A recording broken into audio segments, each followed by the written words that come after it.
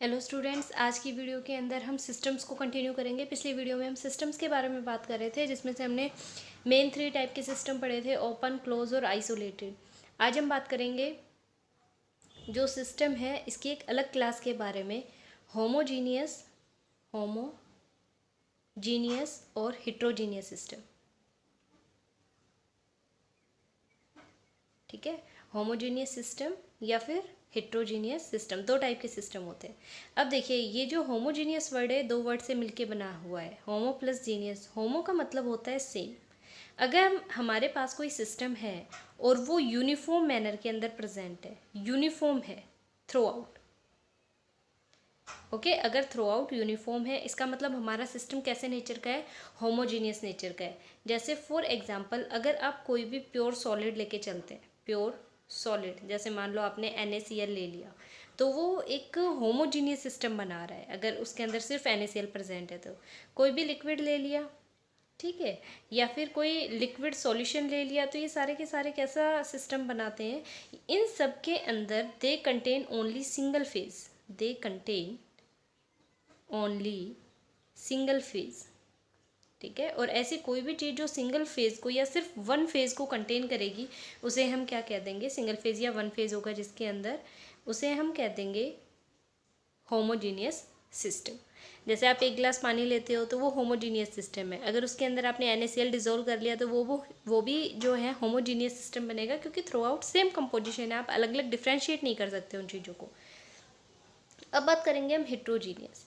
Hetero का मतलब होता है डिफरेंट, ओके, यानी आप ये कह सकते हो यहाँ पर कि इसके अंदर ये वो सिस्टम होता है विच इज़ नॉट यूनिफॉर्म, जो यूनिफॉर्म नहीं होगा थ्रू आउट। यानी थ्रू आउट सॉल्यूशन जो सिस्टम होगा वो हमारा यूनिफॉर्म नहीं होगा। और अगर थ्रू आउट यूनिफॉर्म नहीं है तो हम उसे क्या कहेंगे, हिट्रोजीनियस सिस्टम कह देंगे। यानी डिफरेंट डिफरेंट टाइप के पार्टिकल्स उसके अंदर प्रेजेंट है और हमें नज़र आ रहे हैं। For example, water plus oil, water plus oil system. अब वाटर और ऑयल को अगर आप आपस में मिक्स करेंगे तो क्या ये मिक्स होंगे? आप उन्हें कितना भी मिक्स करते रहो, जैसे ही छोड़ोगे अलग अलग दो लेयर्स के अंदर वो सेपरेट आउट हो जाएंगे। तो इसका मतलब ये हिट्रोजीनियस सिस्टम है, इसके अंदर more than one phase present रहते हैं, more than one phase present रहते हैं, तो उन्हें हम क्या कहेंगे, हिट्रोजीनियस सिस्टम के नाम से जानते हैं। ओके, तो ये हो गया होमोजीनियस सिस्टम और हिट्रोजीनियस सिस्टम। अब एक और सिस्टम है जिसके बारे में हम बात करेंगे यहाँ पर, वो कौन सा है, मैक्रोस्कोपिक। कौन सा सिस्टम है, मैक्रोस्कोपिक सिस्टम। अब मैक्रोस्कोपिक सिस्टम क्या होता है, अब मैक्रो जो वर्ड है ना यहाँ पे, इसका मतलब ही क्या है, लार्ज।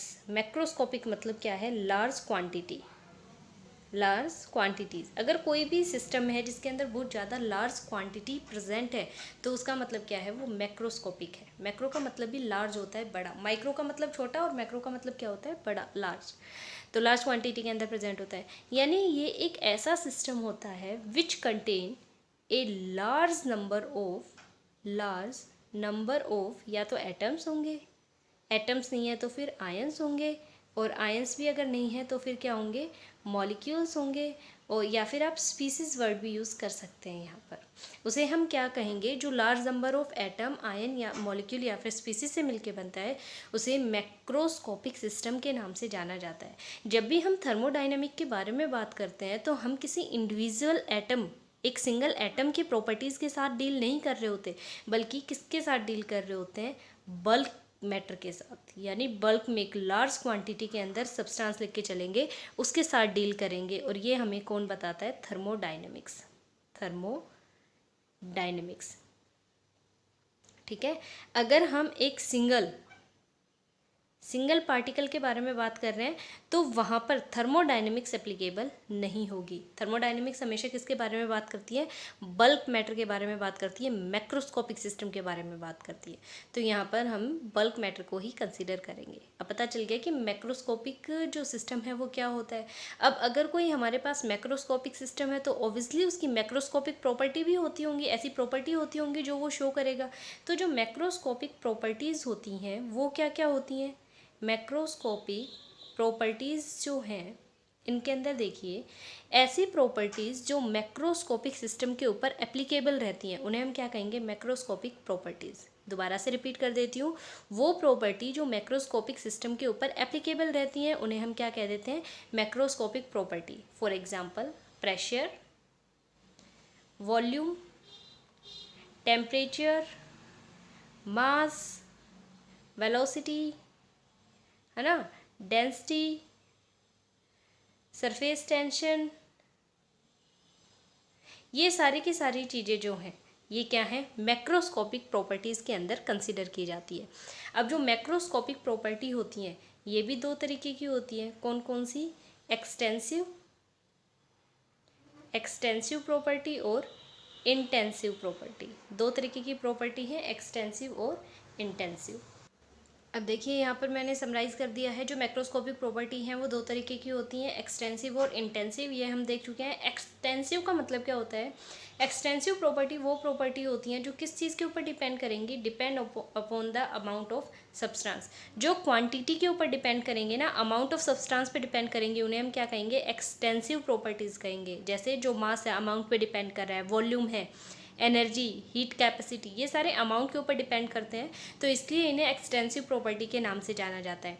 इंटेंसिव प्रॉपर्टी वो प्रॉपर्टी होती हैं which does not depend on the amount of substance, जो कभी भी सब्सटेंस के अमाउंट पे डिपेंड नहीं करेंगी, कितनी क्वांटिटी है उस पर डिपेंड नहीं करेंगी, बल्कि किस पे डिपेंड करती हैं, ये नेचर ऑफ द सब्सटेंस के ऊपर, कि सब्सटेंस का नेचर क्या है उस चीज़ के ऊपर डिपेंड कर रही है। तो उन्हें हम क्या कहेंगे, इंटेंसिव प्रॉपर्टी के नाम से जानी जाएंगी। फॉर एग्जांपल इसके अंदर जैसे आता है refractive index, viscosity, surface tension, freezing and boiling point, pH etcetera. ये सारी जो चीज़ें हैं ये क्वांटिटी पे डिपेंड नहीं करती, इनफैक्ट उनके नेचर के ऊपर डिपेंड करती है। अमाउंट इनके लिए मैटर नहीं करता, क्या चीज़ मैटर करता है, नेचर मैटर करता है। तो नेचर के ऊपर डिपेंड करेंगे उन्हें इंटेंसिव कहेंगे, जो अमाउंट ऑफ सब्सटेंस पे डिपेंड करेंगे उन्हें एक्सटेंसिव कहेंगे।